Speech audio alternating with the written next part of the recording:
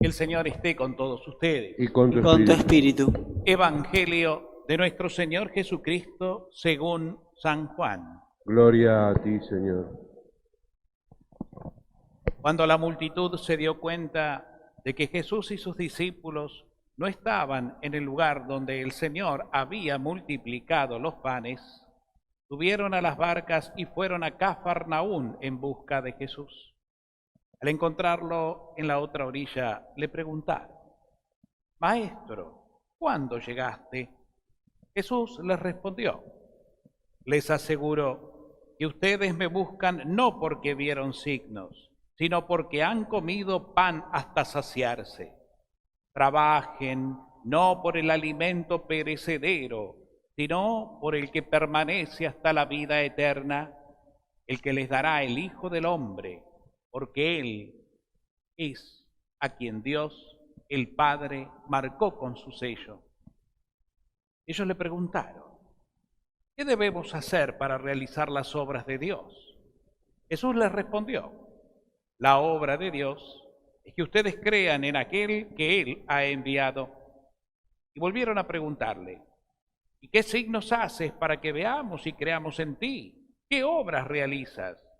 Nuestros padres comieron el maná en el desierto, como dice la Escritura, les dio de comer el pan bajado del cielo. Jesús respondió: Les aseguro que no es Moisés el que les dio el pan del cielo.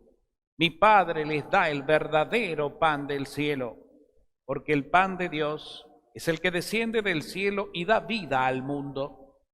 Ellos le dijeron: Señor, danos siempre de ese pan. Jesús les respondió: Yo soy el pan de vida. El que viene a mí jamás tendrá hambre, y el que cree en mí jamás tendrá sed. Palabra del Señor. Gloria a ti, Señor Jesús. Tomamos así.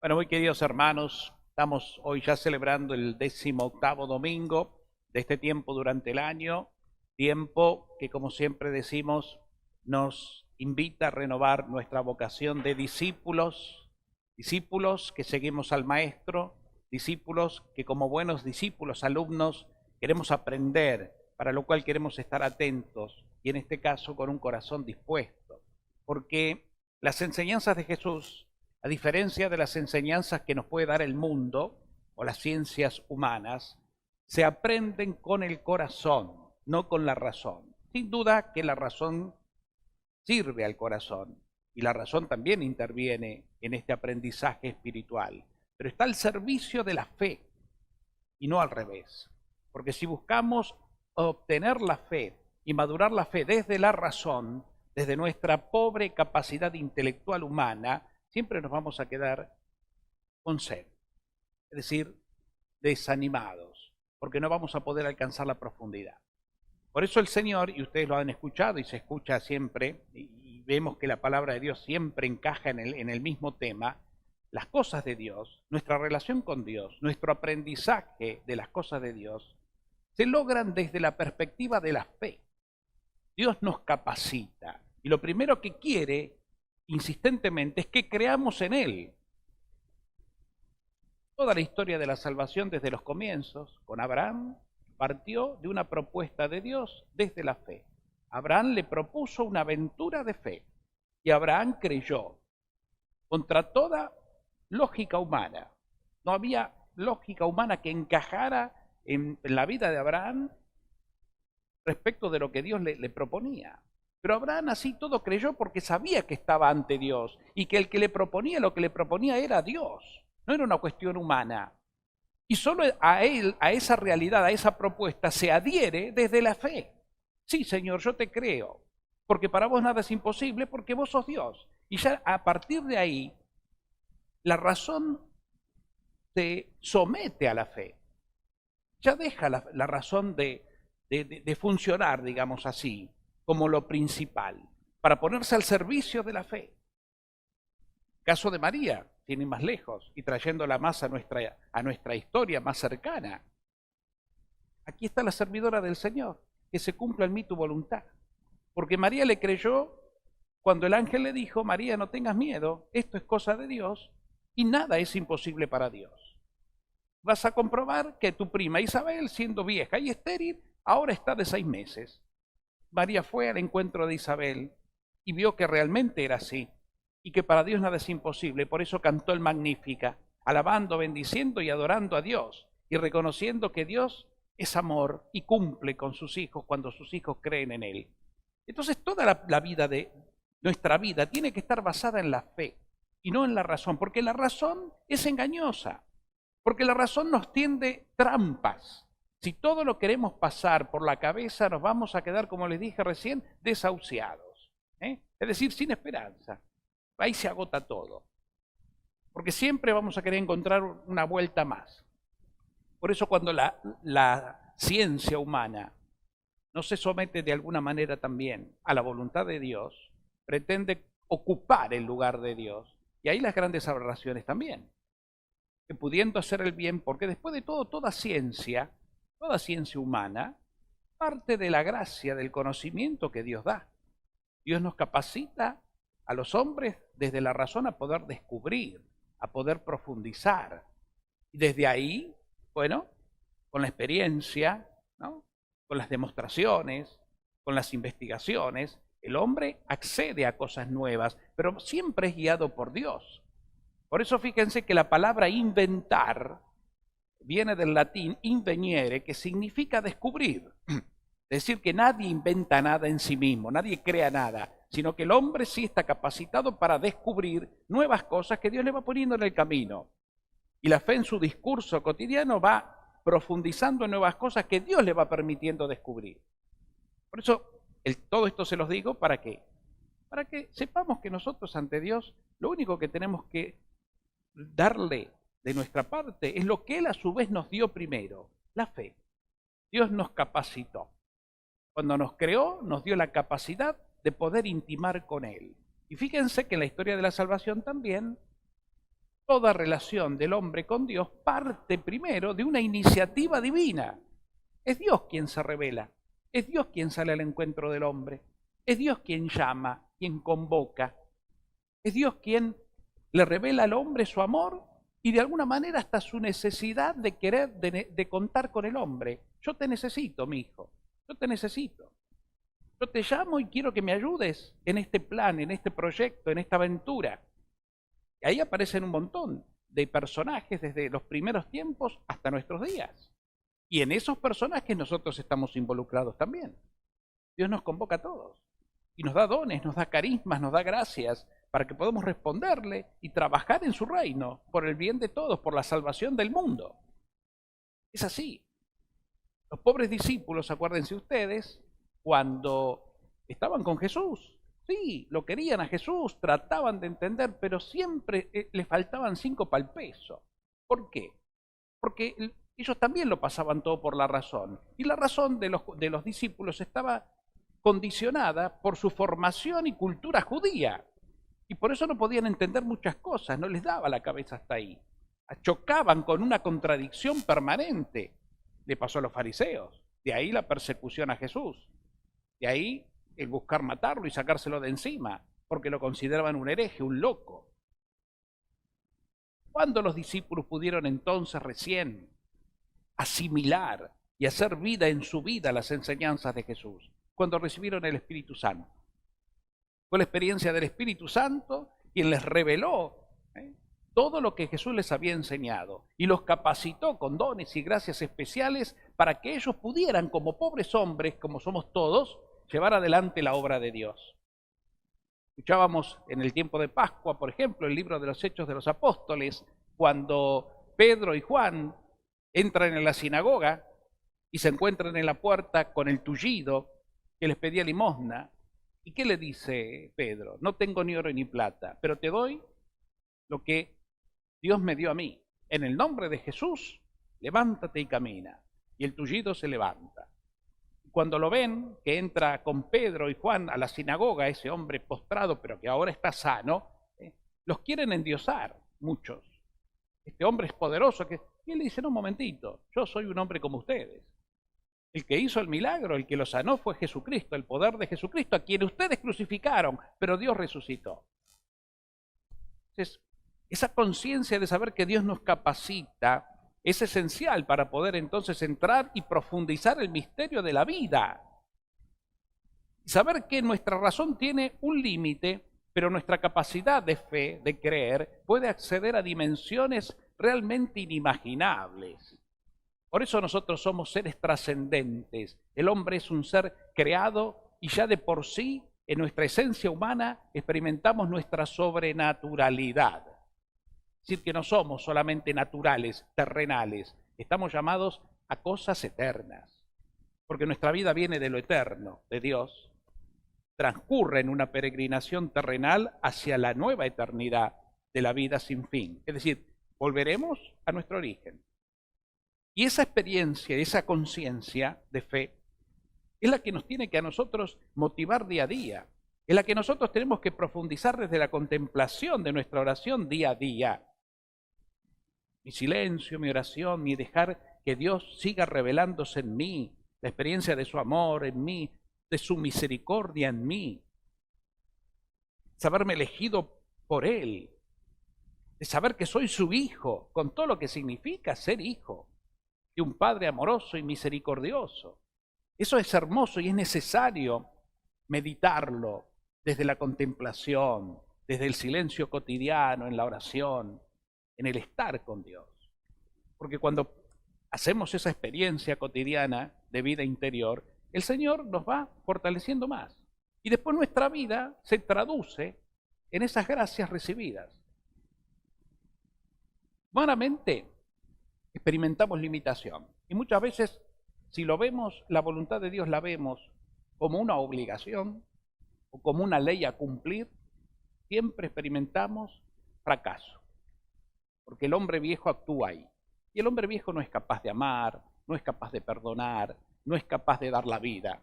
El hombre viejo está sometido al mundo. Y el mundo lo que hace es, digamos, autopreservarse.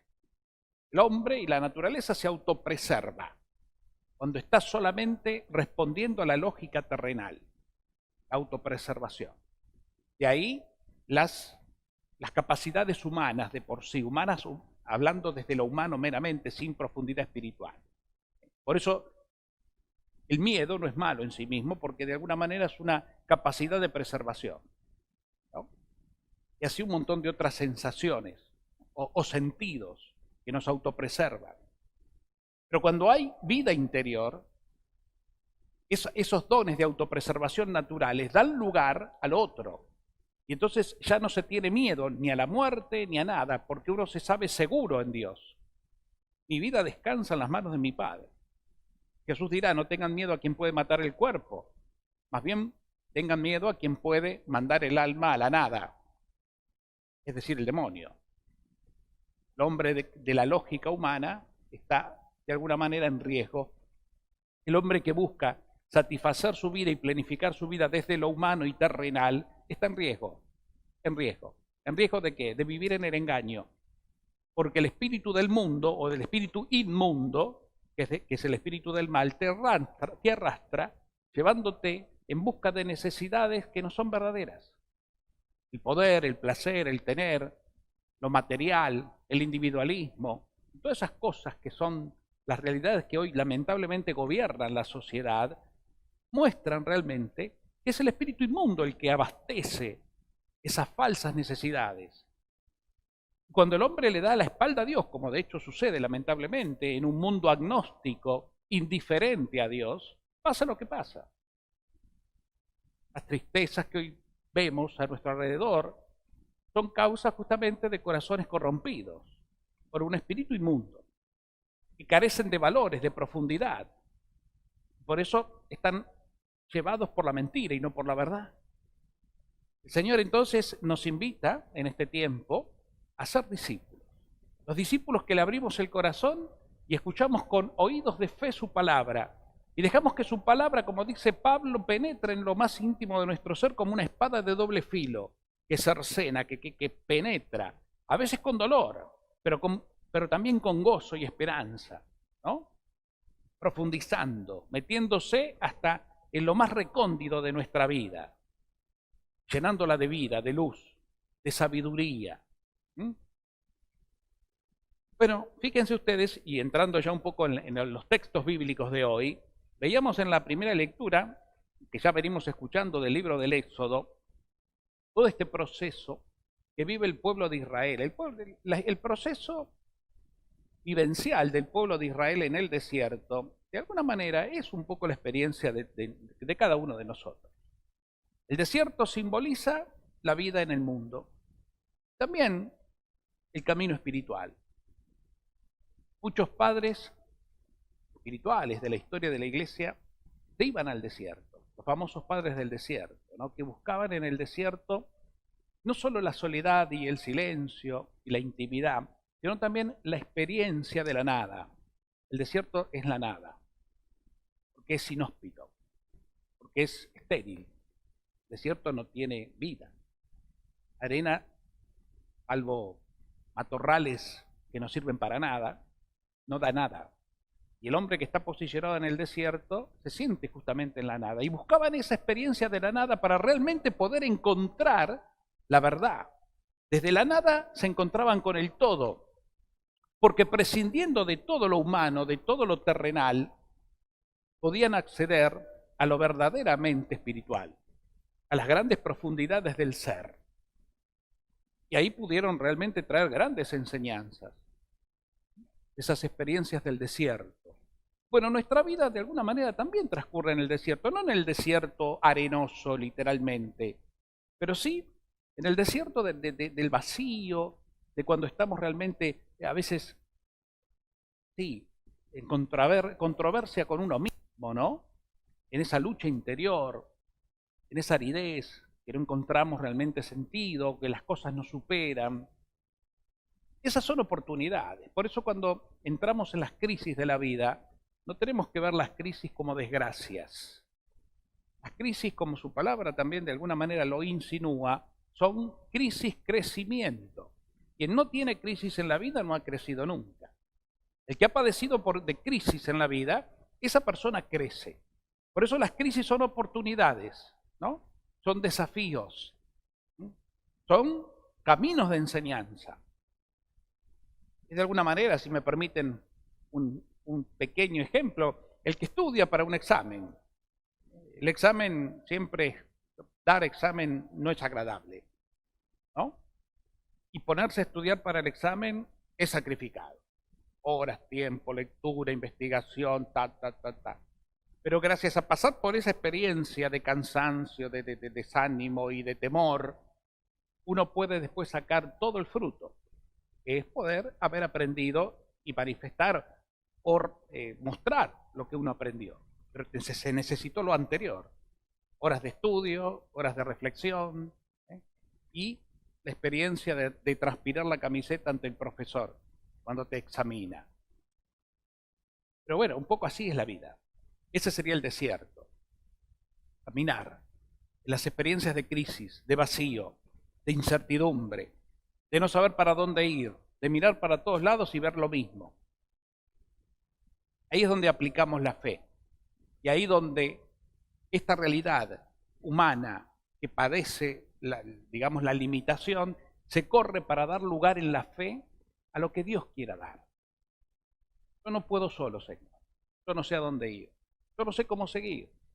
Esto cada vez que quiero buscarle una respuesta desde mi lugar, más me complico. Hago silencio. Aquí me pongo en tus manos y aquí es donde hago mi entrega en la fe.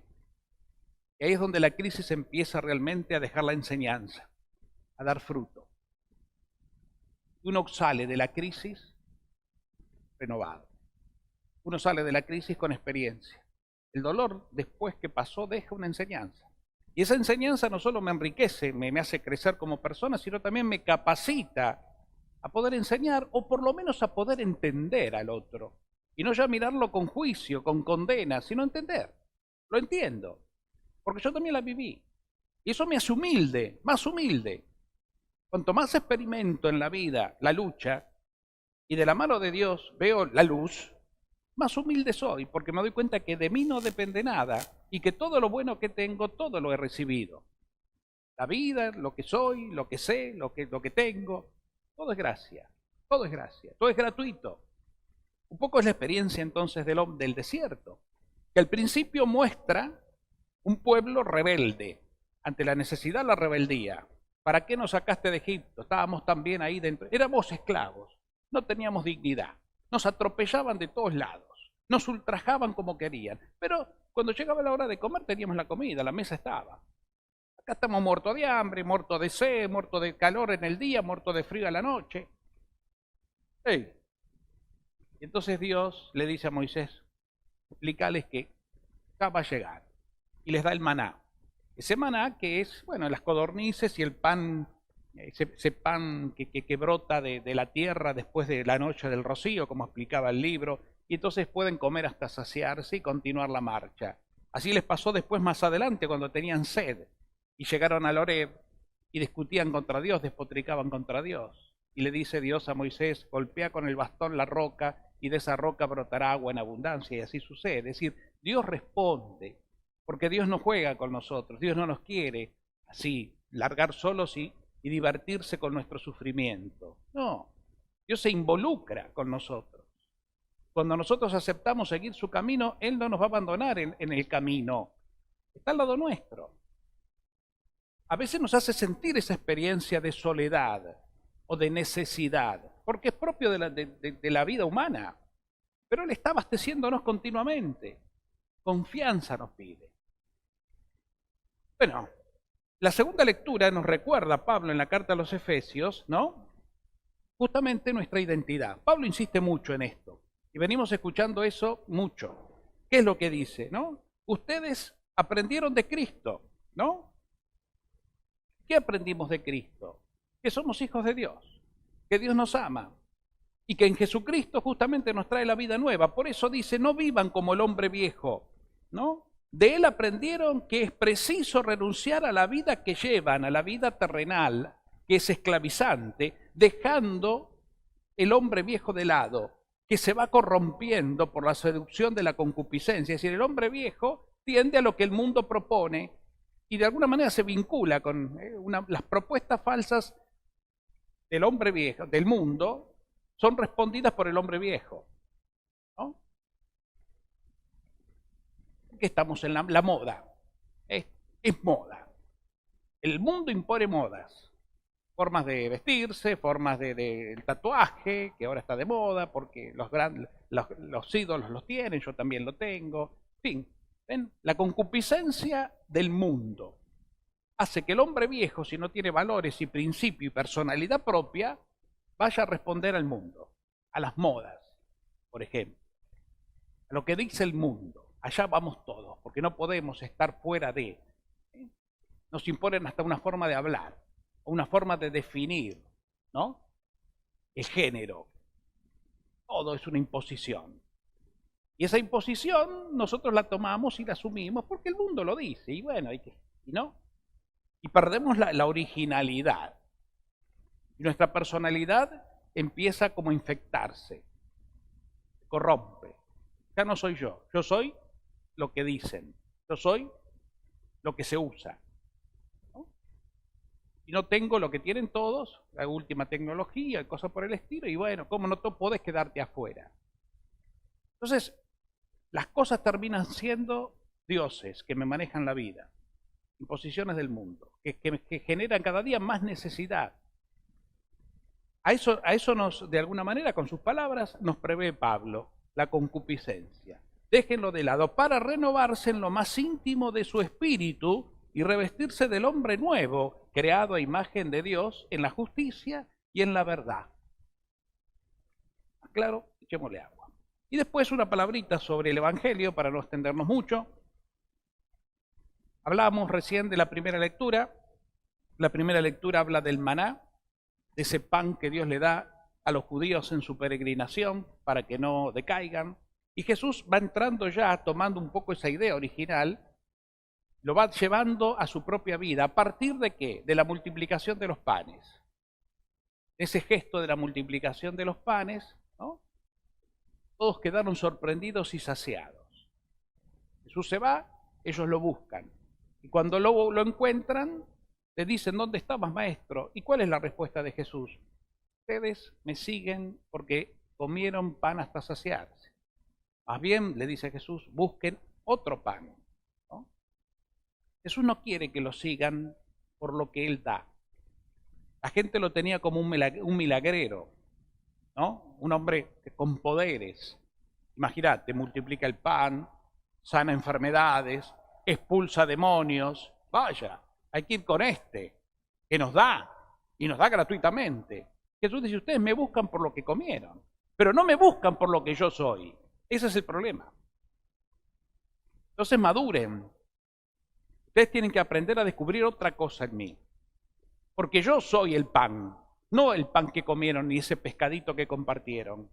Eso fue una consecuencia de la gracia que hay en mí. Vengan a mí, no a lo que yo les doy. Porque si vienen a mí encontrarán mucho más de lo que necesitan. Jesús y Jesús entonces se va revelando como Él el pan. El que come mi carne y bebe mi sangre tendrá vida eterna. Y bueno, después vendrá el gran conflicto de los judíos. Que este está loco. ¿Qué me dice? ¿Que tengo que comer su carne y beber su sangre? ¿Qué tengo que ser un caníbal? Está loco. Por eso muchos lo van a dejar. Muchos no lo van a entender. Pero Jesús siempre quiere llegar bien a lo profundo.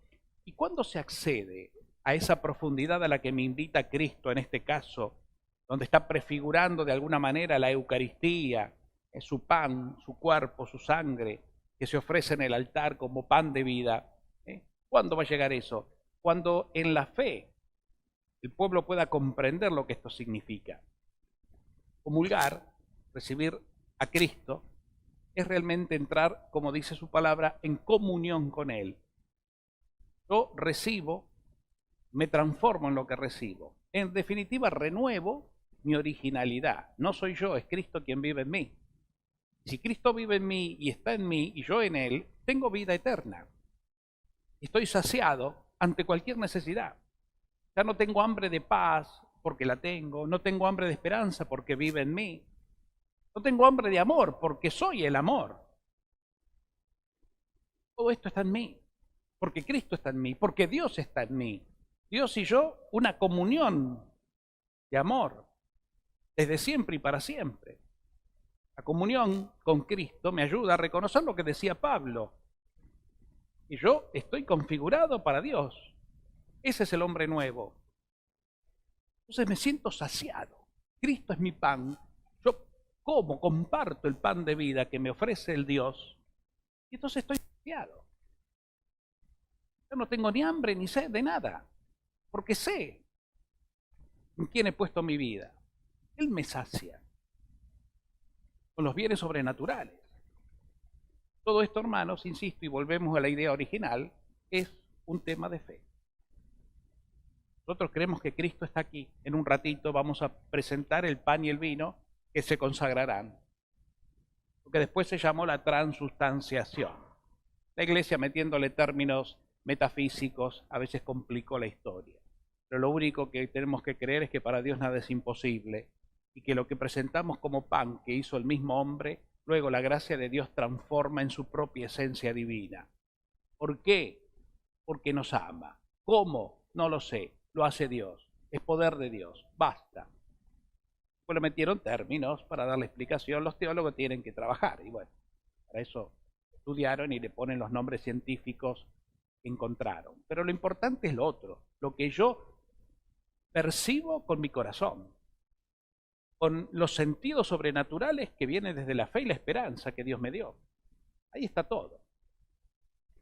Por eso muchos santos se quedaban, y lo hacemos nosotros también, cuando adoramos al Santísimo Sacramento, nos quedamos mirando una hostia blanca, frágil, que no deja de ser, por lo menos en lo que aparenta, pan, pero que en mi vida, mi mirada interior, mis sentidos espirituales, me permiten descubrir que ahí está Dios, que ahí está Jesucristo, vivo, verdadero en cuerpo, alma y divinidad. Y me quedo contemplándolo, sin mediar palabra, solamente la fe, que me vincula con Él. Y ahí me quedo adorando. Cualquiera que no tiene fe y me ve hacer esto, dice, este está loco, qué ganas de perder tiempo que tiene. ¿Por qué no hace cosas útiles? Con todo lo que hay que hacer, y está ahí. ¿Sí? Porque el ser en Cristo, en adoración, me lleva después al hacer en Cristo, en la caridad. Una cosa lleva a la otra. Por eso, queridos hermanos, ya termino. El Señor nos va a ir llevando estos domingos en este lenguaje del pan vivo bajado del cielo, en este discurso del pan de vida que comenzamos a leer ya el domingo pasado en el Evangelio de Juan, ¿no? Que es más profundo en el tema. Y bueno, y tenemos que sacar esos frutos nuestros, espirituales, para poder gozarlos. Y si es un fruto, hay que disfrutarlo. ¿Y disfrutarlo cómo? Consumiéndolo en la fe, en la oración, en la contemplación, en la entrega. Eso va a transformar mi corazón. Y eso me va a hacer no solo más feliz, más libre, más dueño de mí, sino también mejor discípulo, mejor testigo, discípulo y misionero, en donde me toque estar.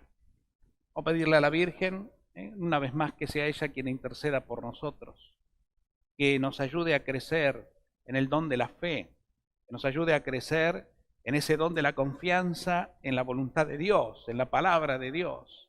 Que ella nos ayude y nos enseñe a escuchar con humildad lo que Dios nos dice cada día. Y que nos ayude también a sentir la necesidad de generar espacios de encuentro, en intimidad y en contemplación con el Dios de la vida. Que así sea.